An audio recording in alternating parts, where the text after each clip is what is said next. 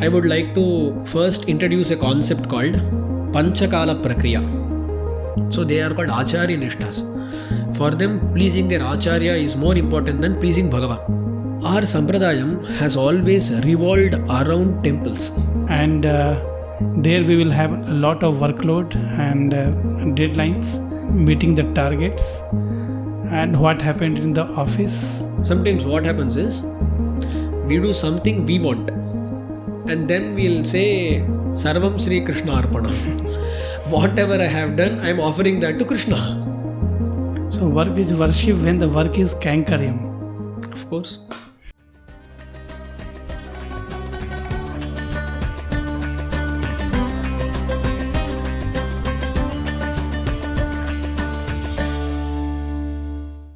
Namaskaram. Welcome to another Svairãlãpam episode in English. Adian have observed that Sri Vaishnavas across the globe have a very common doubt regarding what should be an ideal Sri Vaishnava lifestyle. How should a Sri Vaishnava conduct his daily life? What should be the time management throughout the day? Considering that, on the behalf of all of you, Adian have requested Sri Paravastu Varadarajan Swami to kindly shed some light on the topic. Swami, Adiyan Ramanujadasan. Adiyan Ramanujadasan.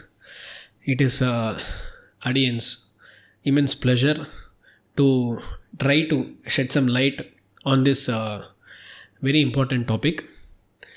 Adiyan would like to first tell you that we can divide this episode into two parts. In the first part, we can try to understand how a Purvacharya's day looked like.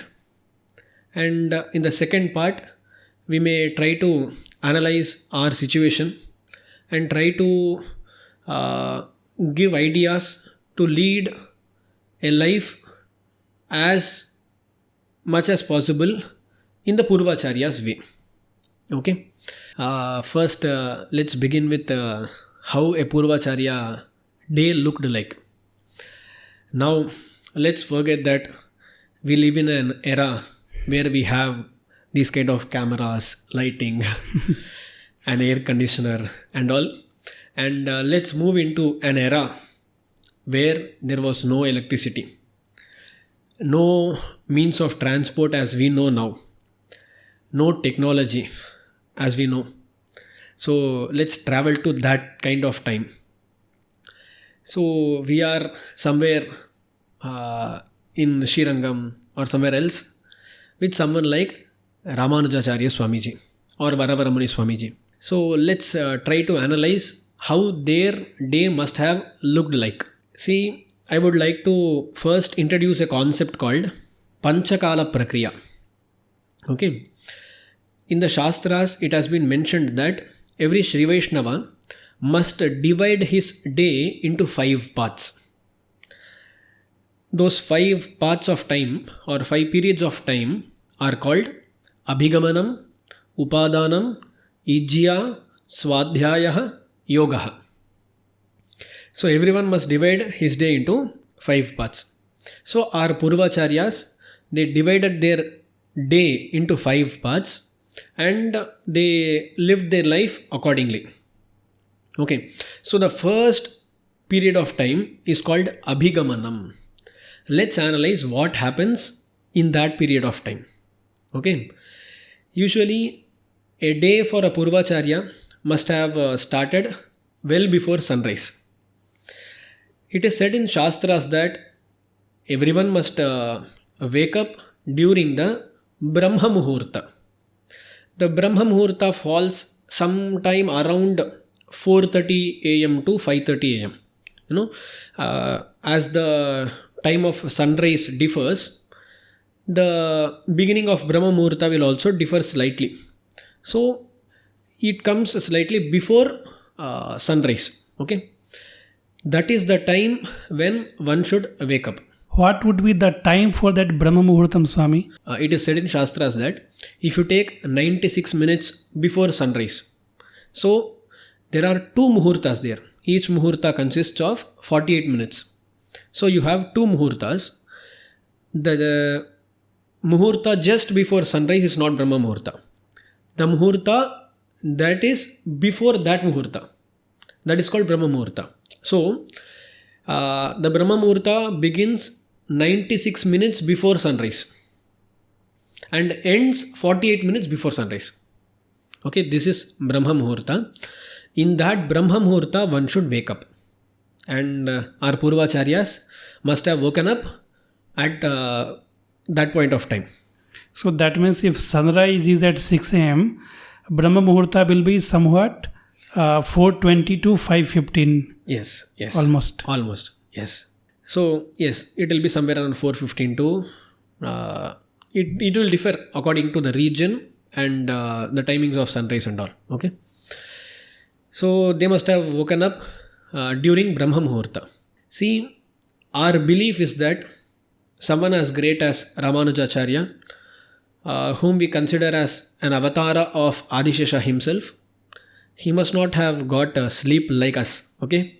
For them, sleep is also part of yoga. They must have been experiencing Bhagavan and his qualities and all. So they wake up from that experience. Okay. That is the Brahma Muhurta. Okay. And the first thing they do is chant the name of Hari. Harihi, Harihi, Harihi, Harihi. It is said that you must chant Harinama 7 times. Okay. So they must have started their day with Harinama Sankirtanam. 7 times it must be done. And we find many mentions in Shastras that you must do Harinama Sankirtanam. Even Andal in Tirupave mentions that the Rishis and the Munis in Gokul, they are rising with the Harinama Sankirtanam, Ariyanna Pera Ravam, she says. So they must have risen saying the name of Hari. And then they must have washed their hands and feet. And then they must have done meditation upon Guru Parampara, Rahasyatrayam, Bhagavan and all. Each Sampradaya has its own Guru Parampara. Our Sri Vaishnava Sampradayam also has its own Guru Parampara. They must have meditated upon that Guru Parampara. Meditating upon Guru Parampara is a very important thing, because whatever we have got as Sampradaya is due to the Acharya's grace. Okay, the Acharyas who have come in that particular Sampradaya, that lineage of Acharyas, we must show some gratitude to them. Okay, so meditating upon Guru Parampara is the first thing. And then they used to meditate upon Rahasyatrayam. In our Sampradaya, Rahasyatrayam is very important. So they used to chant Rahasyatrayam and also ponder over the meanings of Rahasyatrayam, which is very important.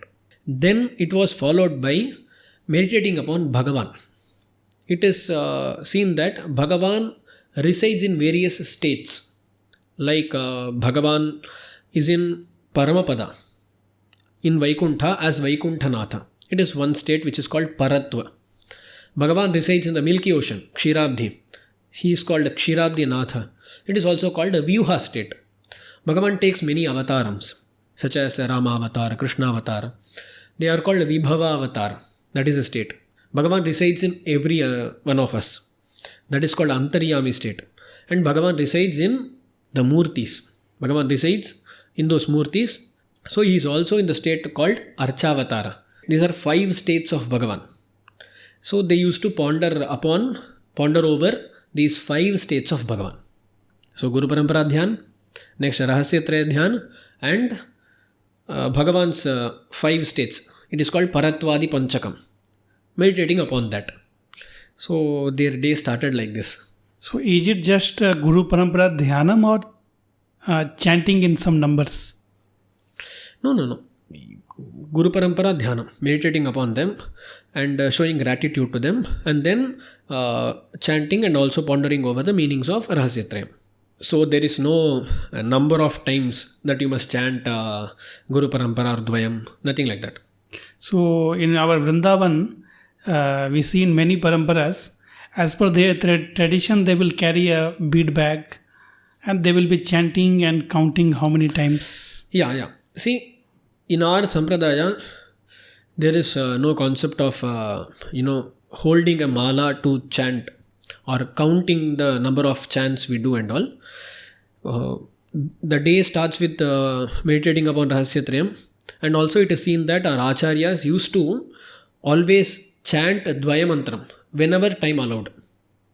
Okay, so they used to chant, and there was no particular number of times that they used to chant. Whenever they got time, they used to chant Dvaya Mantram and also ponder over its meaning. Okay, so that was our Acharya's way of chanting Dvaya Mantram, that's all. So no counting of beads and all in our Sampradaya. Okay, now we were in the early morning period. All this meditation and all, it's over. After this meditation, they used to answer nature's calls and, clean themselves, and then do Danta Dhavan, which is brushing teeth, and then take snanam, take bath. Usually in Shastras we find that the best way to take snanam is to go to somewhere where the water is flowing and take a bath there. If that is not possible, you can go to somewhere, a water source, where the water is stagnant, such as a pond or a lake, and you can take snanam there. If that's not possible, you can draw water from your well, maybe in your house or somewhere else, and you can take bath from that. But these are the three kinds of bath which have been spoken about in Shastras, but we don't do either of them. Okay, so that's again another thing. And Adiyan was thinking that it might have been so dark to go to Kaveri at 4:30. Nowadays we have our camera flash, we will open and we will go to Kaveri. How they manage that times? See, they don't go to Kaveri just after waking up. So they woke up and they meditated. After that meditation, by the time when kind of light is coming now, because even before sunrise you have visibility, right? It is not like it is dark now and the moment sun rises there is brightness all over. That's not the way it works, right? So they must have managed somehow. Of course, if visibility is not there, they couldn't have traveled, right? And so it must be apt time for them. So they went to take bath, answer nature calls and so on, and then snanam. So there are three kinds of snanam mentioned. Usually our acharyas like Ramanujacharya Swamiji or Varavaramani Swamiji, they used to prefer taking snanam in the Kaveri river, or at least in Chandra Pushkarani that we have in Srirangam. See, while taking bath, they used to consider that water as flowing from Bhagavan's feet, Bhagavan's holy feet. And also they used to consider that water to be the Shripada Tirth of their Acharya also. So let's look at it in this way. Water is flowing from Bhagavan's feet. It reaches Acharya's head and it flows from Acharya's head to his feet and comes towards us. And we are taking bath in that holy water. This is how everyone must think or rather meditate upon that water which we are using to take bath. At this point, I would like to share with you a story from Ramanujacharya's life. If you come to Srirangam, the Kaveri river is flowing around Srirangam. Okay, so there is a Paditurai. Paditurai is that place from where you can enter the river. Usually the word is Turai, and when you have steps which lead into the river, it is called Paditurai. Okay, there is one Paditurai called Thirumangai Mannan Paditurai. So that is the Paditurai named after Thirumangai Alvar, one of the Alvars. Okay, if you go downstream, there is another Paditurai called Alavandar Paditurai. That is named after Yamunacharya. That is Ramanujacharya's Acharya's Acharya. Okay, that is Yamunacharya Swami. And then if you go downstream, you will find Tavarasan Paditurai. Tavarasan is Yetiraja Ramanujacharya. And Tavarasan Paditurai is named after Ramanujacharya Swami. See, if you look at this thing, you will find that there is Alvar's Paditurai, and then you have Yamunacharyaji's Paditurai, and then you have Ramanujacharya Swamiji's Paditurai. See, while Yamunacharya Swamiji used to take bath in Kaveri, he used to use that Paditurai because he wanted to take bath in a place where water would flow downstream from that place which is related to Tirumangai Alvar. And now, if you look at Ramanujacharya Swamiji's lifestyle, he used to take bath in a place where water flows from that place where his Acharya used to take bath. So Swamiji's thinking was that I am taking bath in that water which is flowing from the feet of Yamunacharya Swamiji. So with that kind of mindset, he used to take bath in Kaveri river.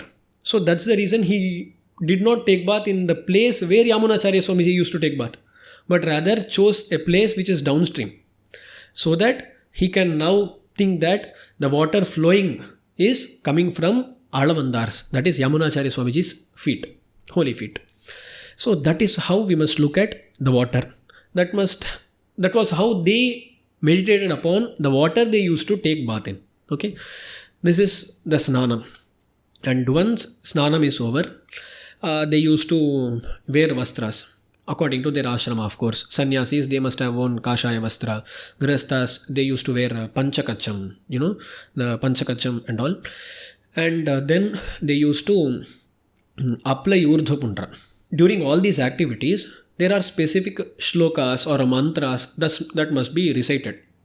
If we get into those things, the podcast will go on forever. Okay, so there are many mantras. Generally, while applying urdhvapundram, what should be recited, Swami? See, usually it is said that while you start applying urdhvapundram, usually the proper way to apply urdhvapundram is you first kind of take that Tiruman and Sri Mrittika, yes, Sri Mrittika, and you take some water and apply it on your palm first. Basically, you make it into a paste on your palm and then apply it on your forehead and then on various parts of your body. See, while you start making that into a paste, you must start reciting the taniyans like Shri Shailesha Daya Patram. There are this Panchapadya, 5 taniyans that you can recite, and then you can recite Acharya's taniyan and all. And then while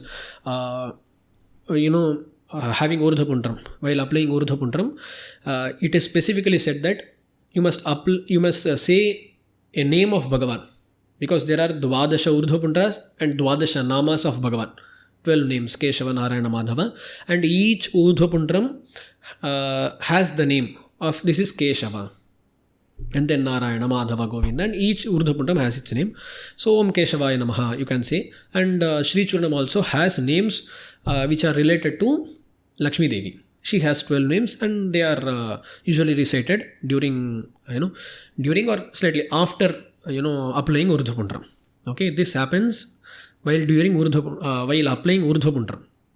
And then see, there are many shlokas like what you should recite while doing what, and there are many things.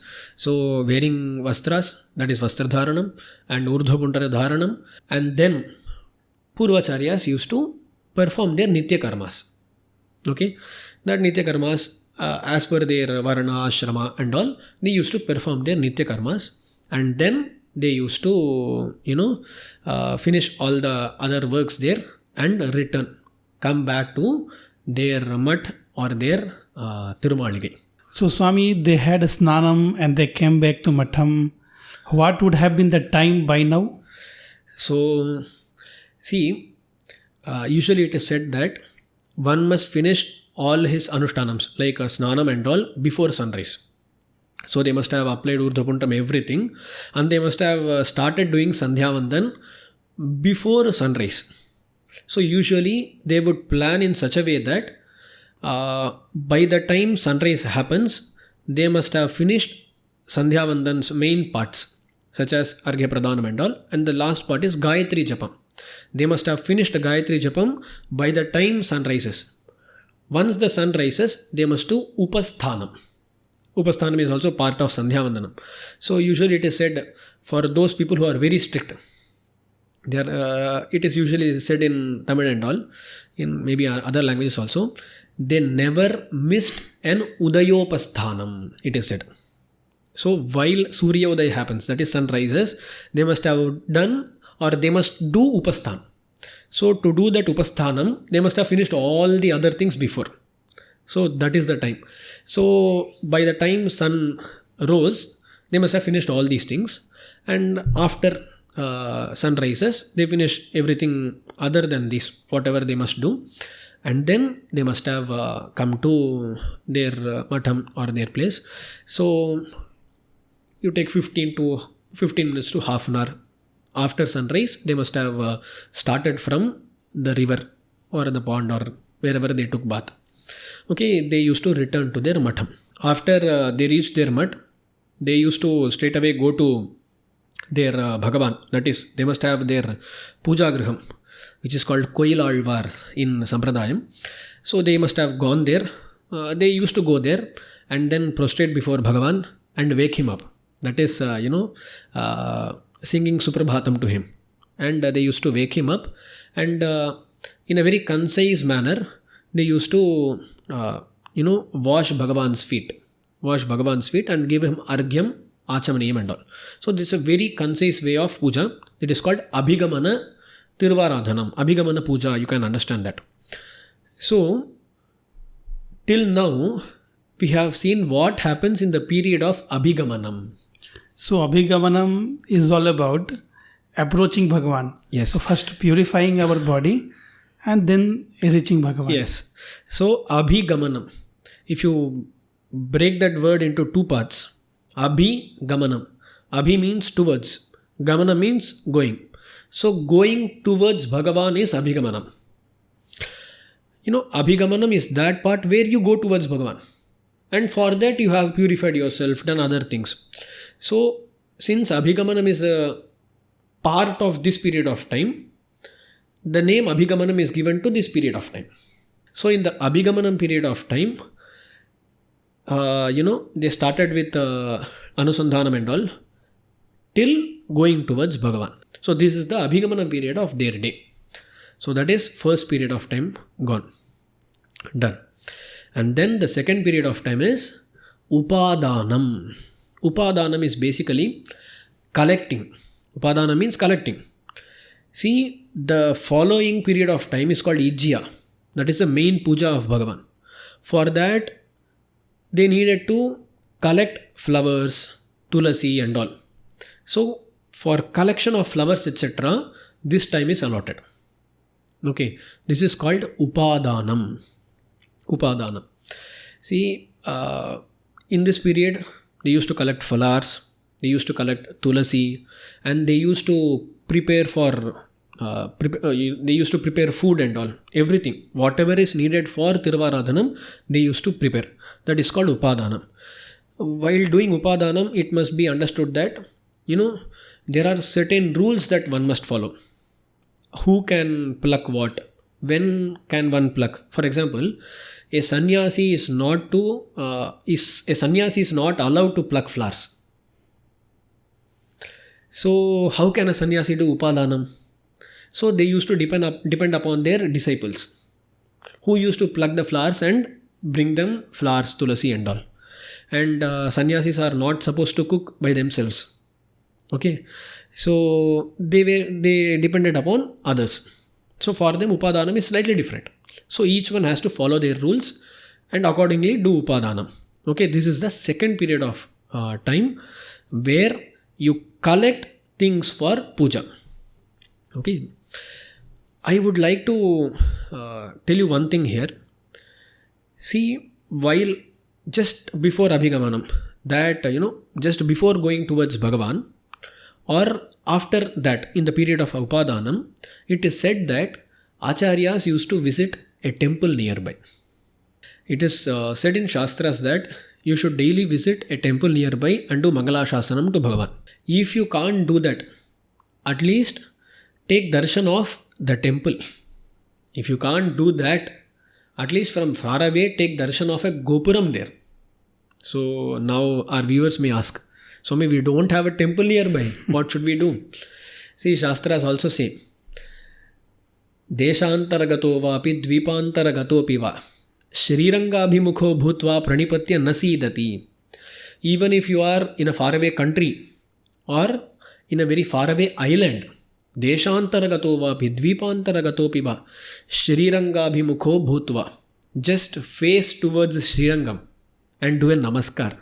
If you do that, you won't be affected by any sorrow. Pranipatya na sidati. So its meaning is that Bhagavan will take care of you. So wherever you are, just face towards Srirangam, take a step towards Srirangam, do a namaskar towards Srirangam. That is enough. So Acharyas used to visit temples when they were coming from the river or that water source, or after doing Abhigamanam. In Varabaramuni Swamiji's Dinacharya, we see that during that Upaadana period, Swami goes to Bhagavan and does Mangala Shasanam. Swami, our viewers will be interested to know what is Mangala Shasanam. Yes. See, when Sri Vaishnavas visit Bhagavan, we never go there to ask something from Bhagavan, but rather we go there to provide something to Bhagavan. What is that? We try to provide Mangalam to Bhagavan. That is called Mangala Shasanam. Basically, Mangala Shasanam means wishing the well-being of someone. Okay. We go to Bhagavan and wish him that he may be always victorious. He may always do good in everything. So we go and do Mangala Ashasanam. We wish well. Okay. Swami, Bhagavan himself is Mangalanam Nivasaha. Then what is there in wishing him to you be his Mangalam, he be victorious? Yes.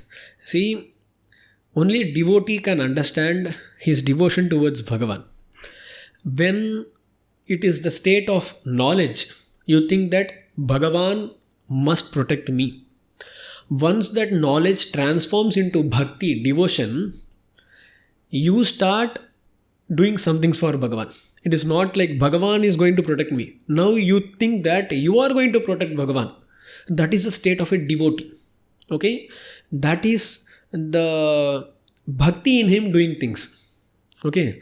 So Mangala Shasanam is to be done by bhaktas. Is done by bhaktas. Are there any examples, Swami? Many examples. You can find numerous examples in texts like our Sri Ramayana. Our Acharyas have shown how many Mangala Shasanams happen in Sri Ramayana. And you can find Alvars like Periyalvar, who do Mangala Shasanam to Bhagavan. Palland. He says Mangala Shasanam. He does Mangala Shasanam. And numerous people. So Mangala Shasanam is very important in our Sampradaya. Not only in Sri Vaishnava Sampradaya, you find everyone saying Jai Shri Ram and Jai Hanuman. What are they telling? They wish victory to Bhagavan. That is common in every Sampradaya where devotion towards Bhagavan is existent. Where devotion towards Bhagavan exists. Yes. So, okay. So, going to temple was also part of Abhigamanam or Upaadaanam. In Varavaramani Swamiji's Dinacharya, we see that he used to do Mangala Shasanam during the Upaadana period of time. Once Upaadaanam is done, whatever must be collected has been collected, then the third period of time starts, which is called Ijyaa. Ijyaa is that period of time when Bhagavan's main puja is done. We usually call puja Tiruvaradhanam in our Sampradaya. See, we in Sampradayam add a prefix or suffix to everything which is related to Bhagavan. Like if it's Bhagavan's puja, we don't say it's Aradhan. We say Tiru Aradhan. Tiru in Tamil is Shri. So it is not just Aradhan, Shri Aradhan. That is Tiruvaradhan. If there is something which has been offered to Bhagavan, once it is offered to Bhagavan, it becomes very precious. It becomes very auspicious.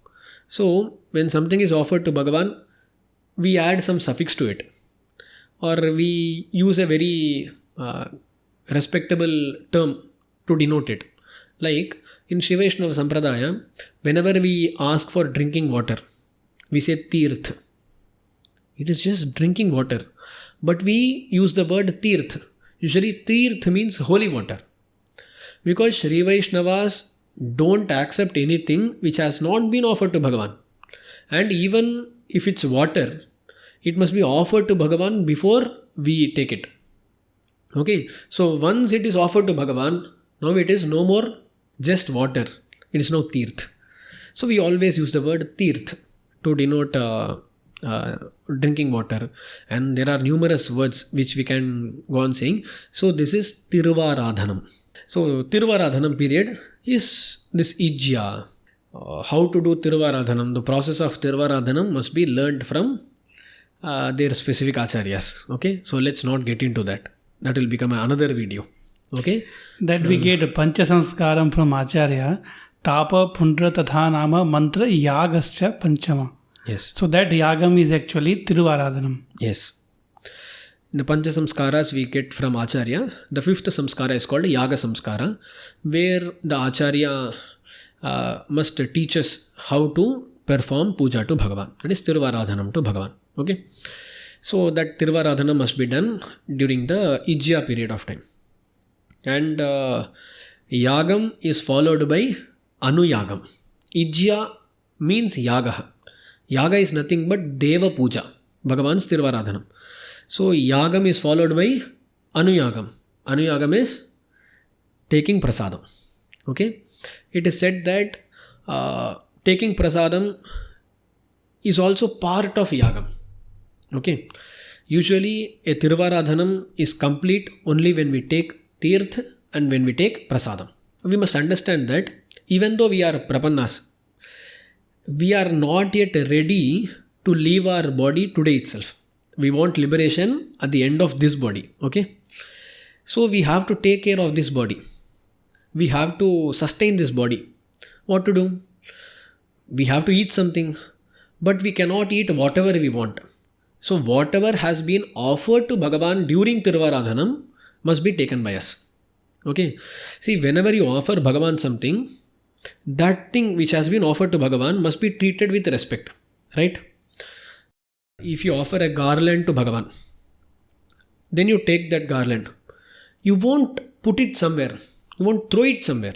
You will keep it in a very secluded place. No? Similarly, once we offer water to Bhagavan, it becomes tirtha. We take in.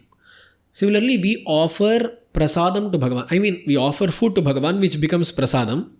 And that prasadam must be put in the right place. And that right place is nothing but our stomachs. Once it has been offered to Bhagavan, it must be put in its right place. It is called pratipatti karma in Mimamsa Shastra.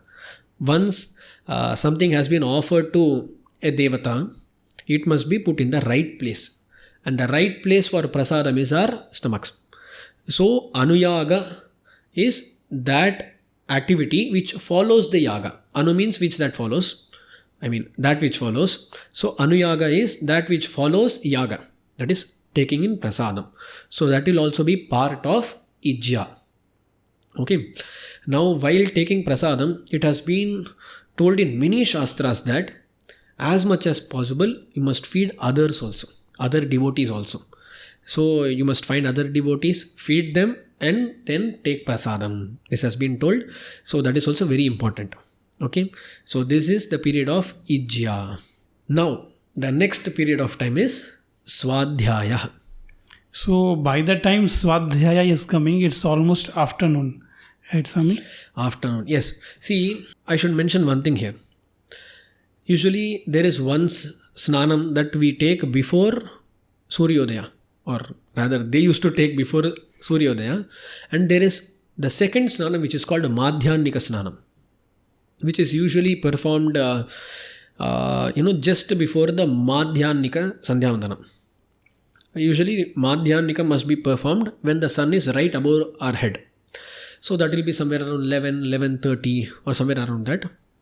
Sometime around that. Okay, so just before that they must take a do snanam, and then do madhyanikam, and then start Tiruvaradhanam. So if someone performs strictly, they must perform madhyanikam at 11:30. And then if they start their Tiruvaradhanam, if Tiruvaradhanam goes for 1 hour, okay, so it will be somewhere around 12:30. Okay, 12:30 to 1. Let's give some more time. So 12:30 to 1 will be the time when they used to take prasadam. So by the time they finish taking prasadam, it must be somewhere around 1:30, somewhere around that. Okay, so 1:30 must be the time where Svaadhyaya starts. Okay, while Svaadhyaya starts, it will continue till sunset, almost sunset. Okay, Svaadhyaya is that period where you study, where you teach, where you write, where you read, everything. So basically, you learn Vedas, Itihasas, Puranas, Alvars, Pasharams, Acharyas, other Granthas and all. You do Adhyanam of that. That is the Svaadhyaya period, where the activities are, mostly literary activities. Teaching, learning, writing and all. So that is very important period of time which is spent to understand our texts. Okay, that is the Svaadhyaya period. In our Acharya's lives, we see that for them Svaadhyaya has been very important.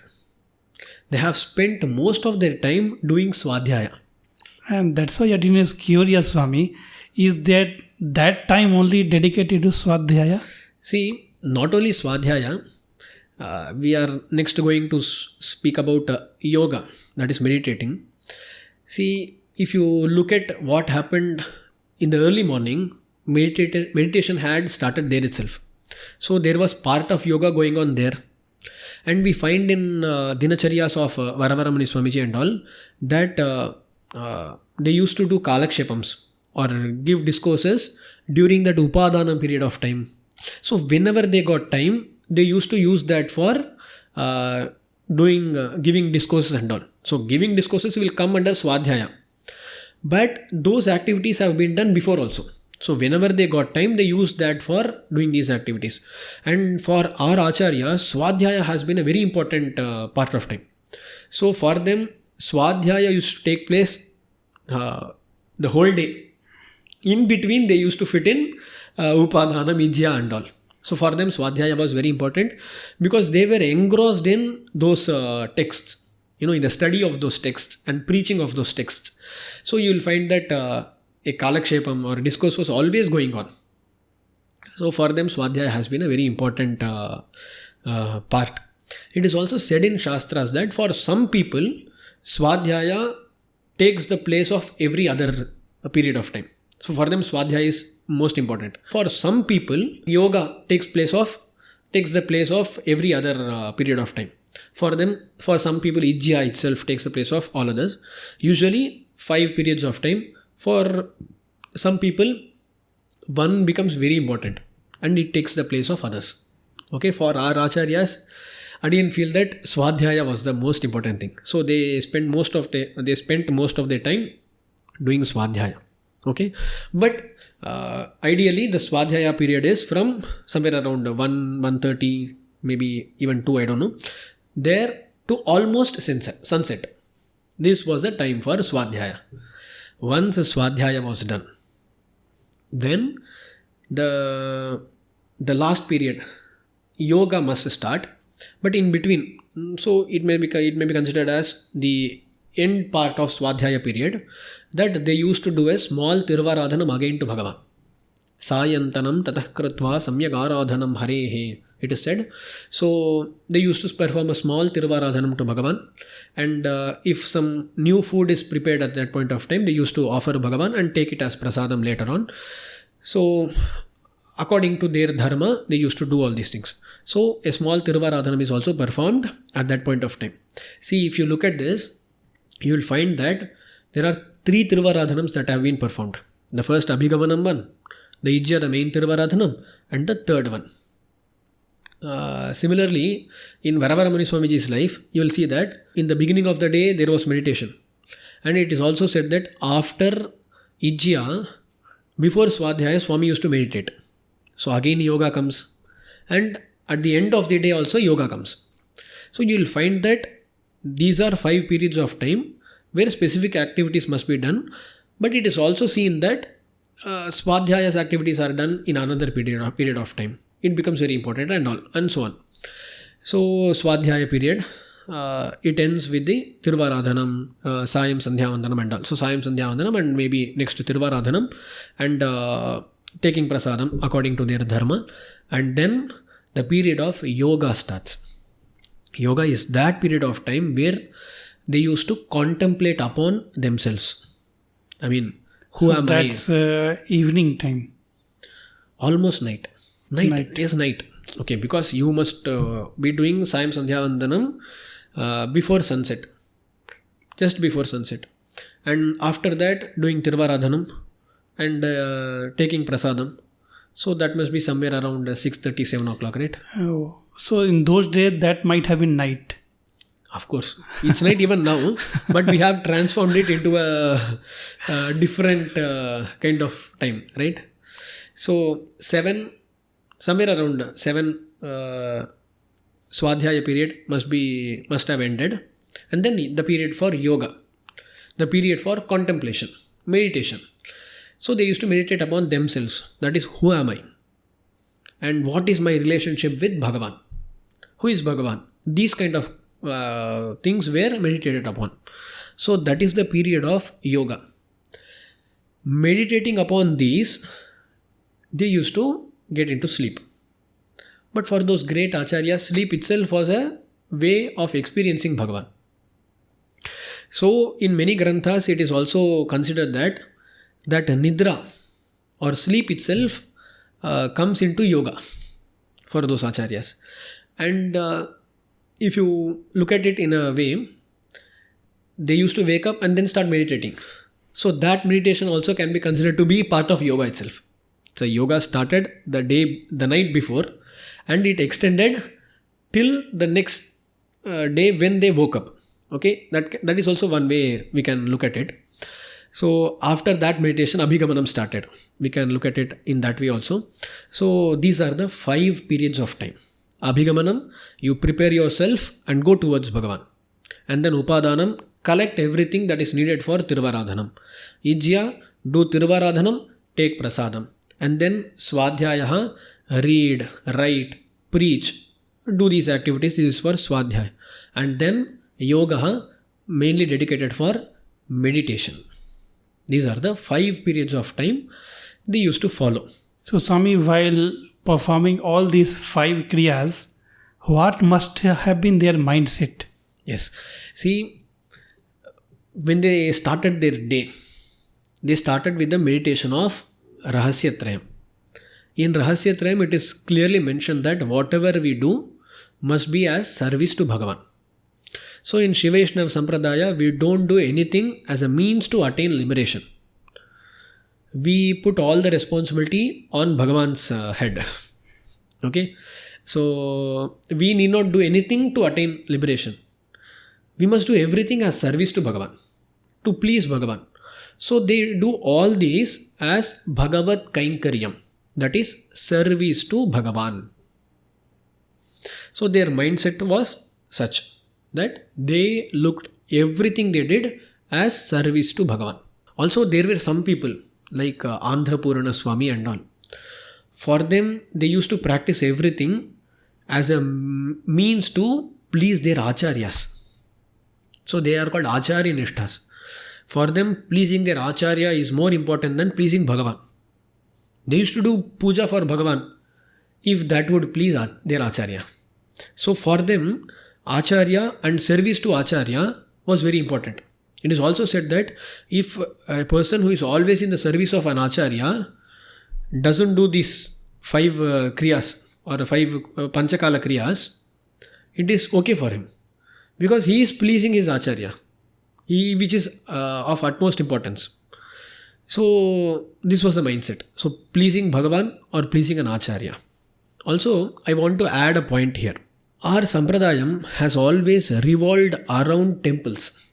Okay. So, all these 5 periods of time, they must have been slightly modified according to what happens in the temple. So, for someone like Ramanujacharya Swamiji or Varavaramani Swamiji, they lived in Srirangam. So, according to what happens in the temple, slightly they used to change these Pancha kaala kriyas.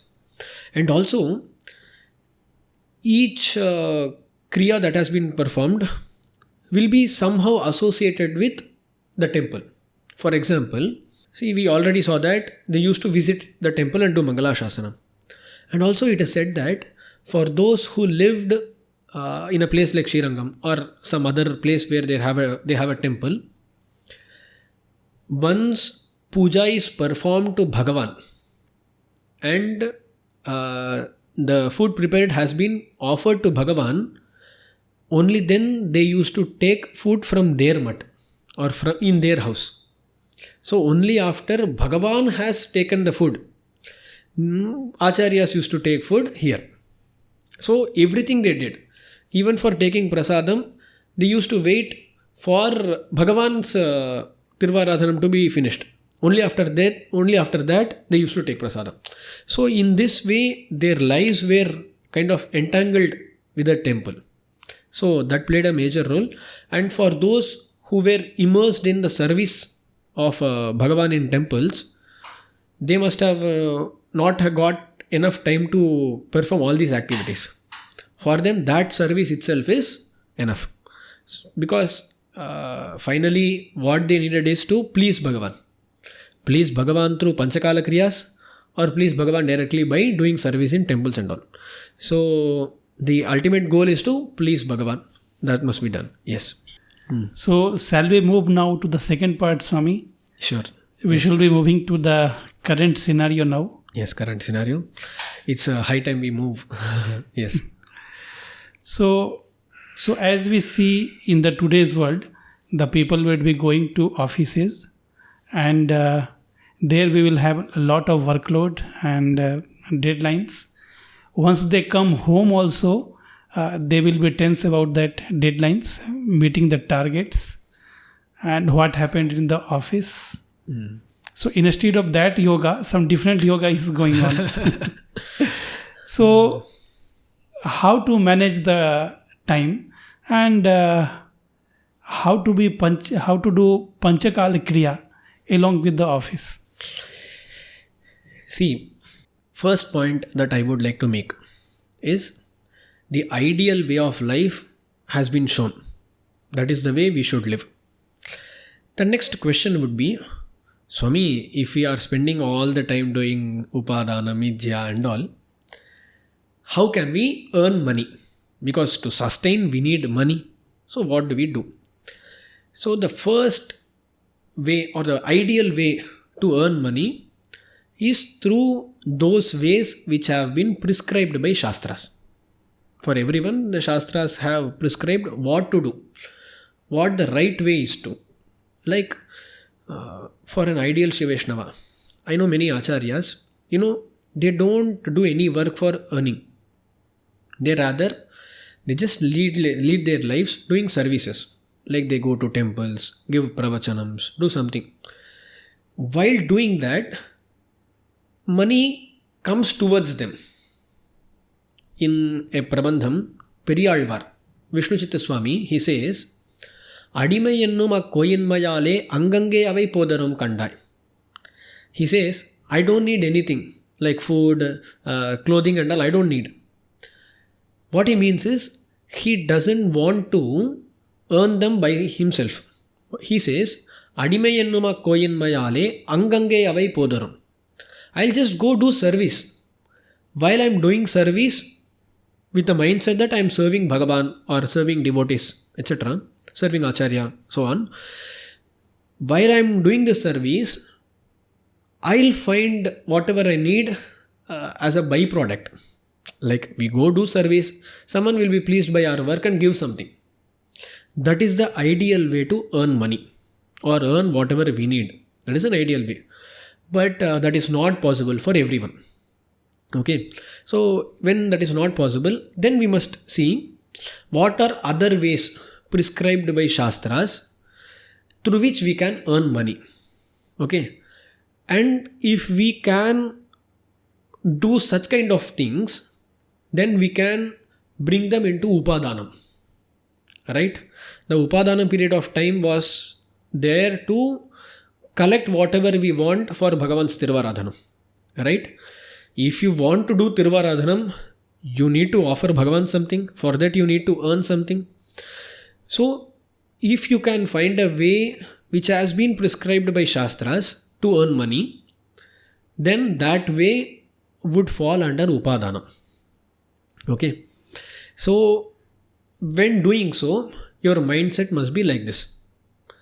See, I have to do Tiruvaradhanam to Bhagavan, and also for someone like you, you have to sustain yourself. You have to take care of a family.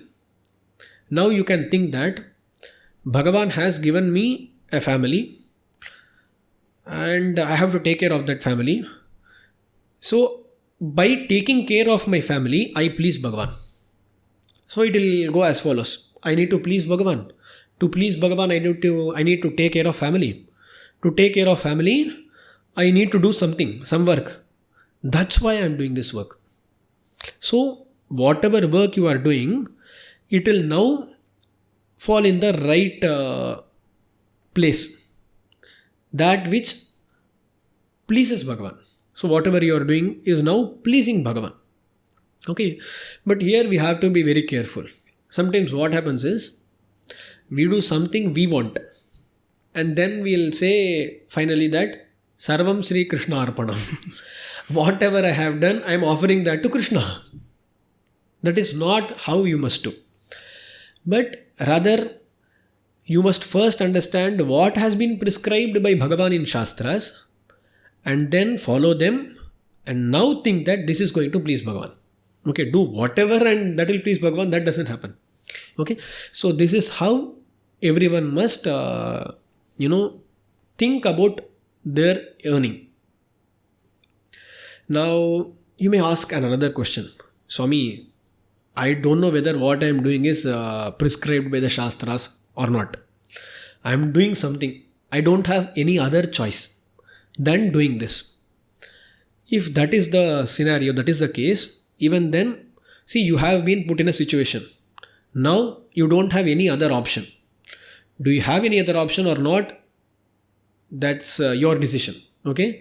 So, when you don't have any other option, you can bring that mindset here also.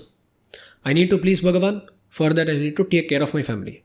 For that, I don't have any other option but doing this work.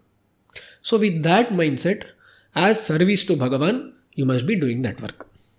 Okay. While doing so, you won't go behind excess money. Because for you, money is not the end result. For you, pleasing Bhagavan. For pleasing Bhagavan, you need to take care of your family. Taking care of family, for that whatever you need, only that you earn. Unfortunately for us, there is nothing called excess money. Oh. Any money is lesser. Because once we earn more, the lifestyle will go up and the expenditure will go up. And again earn more and save for the future fund, provident funds. See, there is one thing. You may say that we need to save for future also. Because you may not be working for ever till the end. Okay. I think each person must draw a line. Draw a line and come to a conclusion that this is enough for me. Okay. So that line, I don't know. Each person has to draw. I think everyone knows that maybe it's a it may slightly vary. So some person may think that this amount of money in my bank would be enough for me to sustain in this life. For some other person, the number may slightly vary. But that number must not be very huge. That is one point. The second point is, see, while the income increases, my lifestyle also improves. That is not something I would agree with, because we have a particular lifestyle, what we have seen now. See, we need to have a very simple lifestyle. Also, we must live with Vairagyam. So, if your lifestyle is always the same, simple lifestyle, so then there is no question of while my income increases, my lifestyle also improves. No, your lifestyle must always be similar. It must always be the same. Of course, as time passes, some necessities become, some luxuries become necessities. In my childhood, AC was a luxury, but now it's a kind of necessity, right? And in summer season, in some place like Srirangam, air conditioner has become a necessity. So these are some choices, lifestyle choices that we make. But of course, these things may not affect our end point much. It's just a game of 30,000 or 40,000 regarding an AC. But if you go on improving everything in your life, like I lived in a 2-bedroom house till now. Now I want to move to a 3-bedroom house. Now I want to move to a mansion. If you go on like this, then you won't find that line at any point of time. So have a simple lifestyle. Be satisfied with whatever you have. Okay? And draw that line. This is enough for me. And then come to complete service of Bhagavan. This would be Adiyan's advice. Maybe, I'm just coming up with thoughts. But I think I make some sense here. So earlier this education was free for all. But nowadays we have some public schools, private schools, ICSE schools, even more advanced, costly, St. Xavier's, etc. Yes. So the more money we get, we are sending our children to the higher income schools. See, again, these are all choices we make. It is upon that person, okay, how you raise your child, what you want him to become. And you make your choices. That's what I'm saying. It is up to you to draw that line.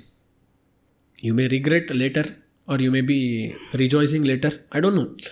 But having a simple lifestyle, giving basic education, at some point of time, maybe the school doesn't matter much, okay? I sometimes feel that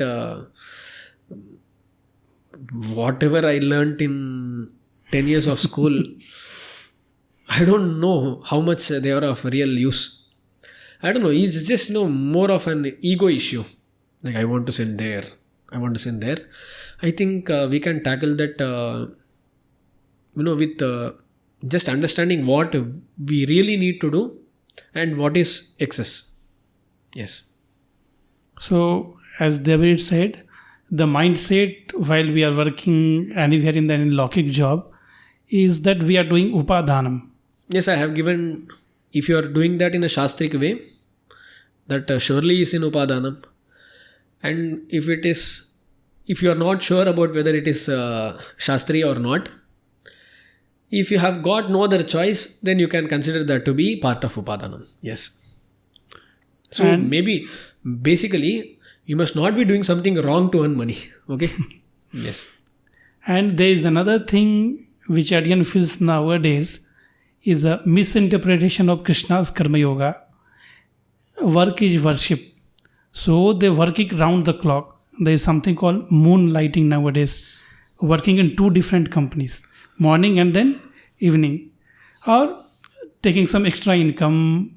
And even in one office taking extra workload. Working at home also doing office works.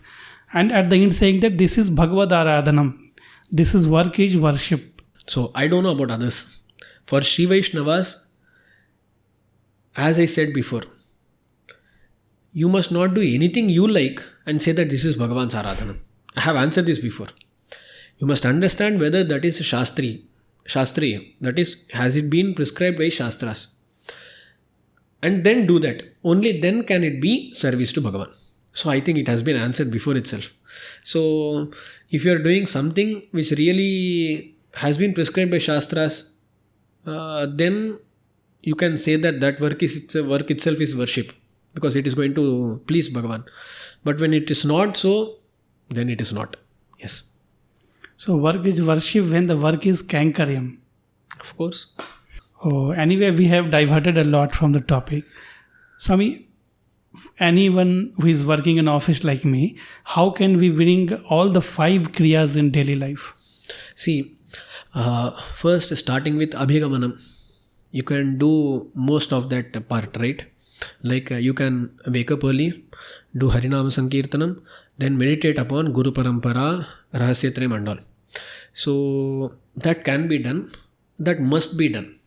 Okay, when you start your day on a positive note, like you are meditating upon Rahasyatrayam, you are deciding that you must lead your life, you lead your day in this manner and all, that is a very good thing. So I would always suggest everyone to have that session of 15 minutes or 20 minutes when you are meditating upon the Rahasyatrayam, meanings of Rahasyatrayam, and trying to correlate your life with the meanings.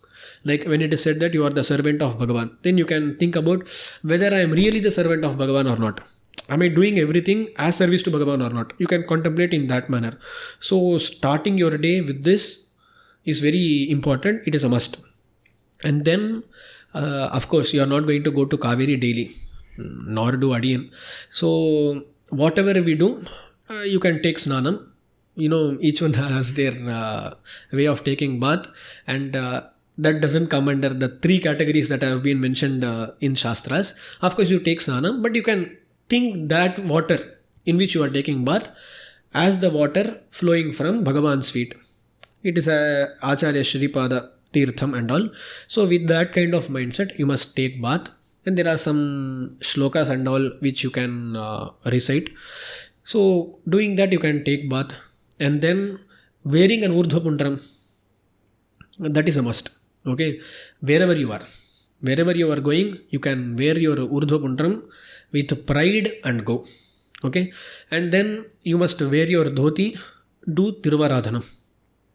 I am not saying you do Abhigamanam, Upaadaanam and all. You can bring everything in a small period of time. You can pluck some tulasi and flowers from your garden or the flower pots you have in your flat, and then offer that to Bhagavan. Do a small Tiruvaradhanam, offer him food, and take prasadam only. Okay, as a Sri Vaishnava, you must only take prasadam. Nothing outside. Nothing from outside. Okay, so you can do this. Whatever I have said, maybe if you do it in a very speedy manner, this will take 1 hour or 1.5 hours. So I think if you can prioritize these things, you will find time.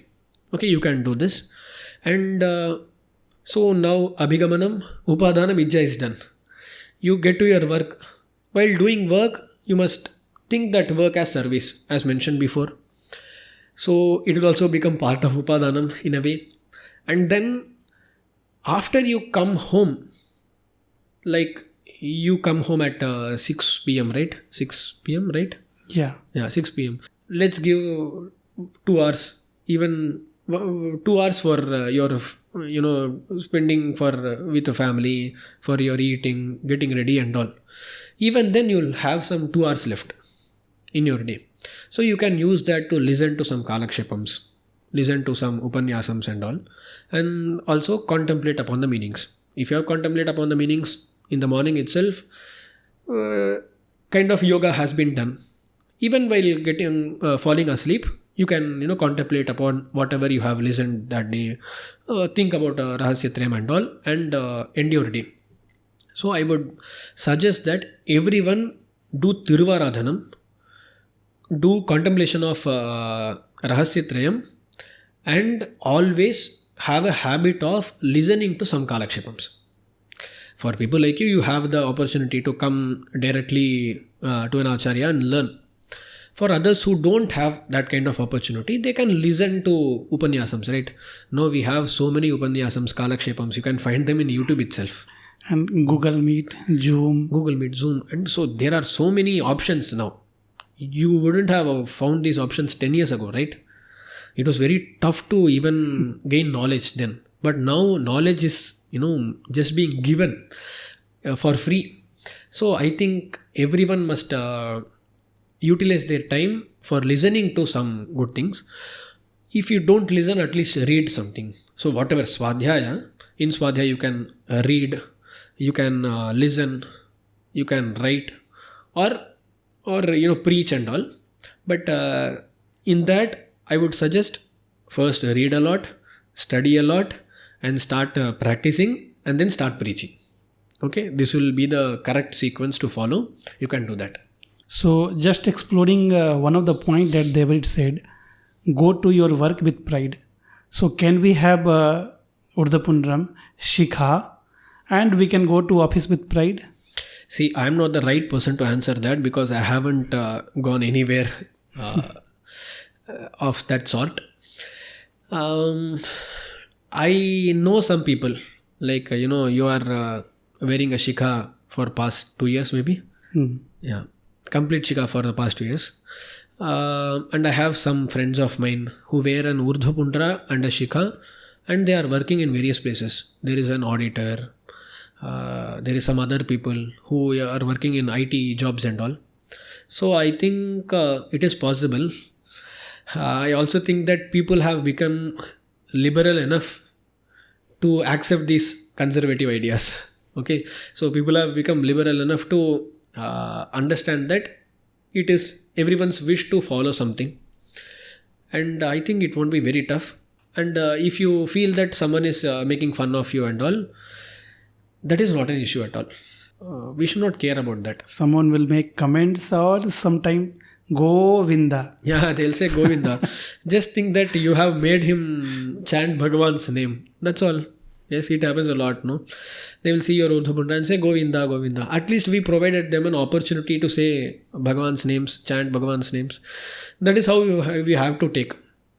Even while I was studying in my school, there were some teachers who were, not very comfortable with me wearing Urdhapundram and coming to school. But I never, cared about it much, okay? They used to comment, why you need to put this daily? I said, this is our sampradaya, we'll put, that's all. And then later on, I came to Pathashala and I'm like this. Now no one questions me. But I think it's possible. And if we start doing this in a, larger manner, if everyone starts doing this, of course the companies, the schools and the institutions will be forced to accept these things. Okay, because people don't understand this, but for us, for dharmic people, wearing a tilak or wearing a shikha is very compulsory. It is said in Shastras that without a shikha, whatever you do is waste. It is vyartha. So without a shikha and urdhapundra, whatever you do is waste. Then isn't it necessary for us? It is a basic part of our dharma, basic part of our religion. So we as a community must join together and start doing this. We need not be ashamed of anything. So I think it's possible, but you people are the best judges. And it is said that at some point of the time, we have to return to the Vedika lifestyle. Yes. After retirement, or someone even earlier also. Even earlier. As earlier as possible. That's what I was speaking. The line. You must draw a line. Oh, this is enough for me and come. A complete Vedika lifestyle. Yes. But once that is the ideal lifestyle. That is what we must aim for. And we see that even when the people retire or they take early retirement to come full time into Sampradayam, still they will be hesitating to have good Shikha, good Tiruman, yes, good Veshti. See, it is all about what they want to do. Okay, you were speaking about, I want to send my child to a better school and all. So we must be clear about what we really want in our lives. If you are a real Sri Vaishnava and want to really serve Bhagavan, then you must choose things in accordance to that. So if someone wants to be a true Sri Vaishnava, then he must be proud of wearing a shikha or wearing an urdhapundram. Sometimes we see that even after retirement, people are hesitant to do that. That must not be the case. But we cannot force anyone to do anything. So everyone must understand that this is a basic aspect of my sampradaya and I must have this. and then they must do that. One thing we can do is explain to them that this is a basic aspect of our sampradaya, because many people don't know that. So by explaining that, maybe we can help them do that. That's one thing. That is what we are trying to do. Okay. We are not forcing anyone. We are just trying to explain what basic aspects of a Sri Vaishnava life is. Yes. So Swami, Adiyan have asked some of the questions that Adiyan gathered from the fellow Sri Vaishnavas. But Adiyan thinks that there must be many other questions to be asked. Yes, there will be many other questions. I think the audience can post their questions in the comment section. And if we feel that answering those questions would be helpful to everyone, we'll surely answer them in the coming up episodes. So let's meet in that episode. So Swami, on the behalf of all the audience, we convey you heartful thanks. Adiyan Ramanujadasan. It is a great pleasure to be speaking upon the great lives of Acharyas. Adiyan Ramanujadasan.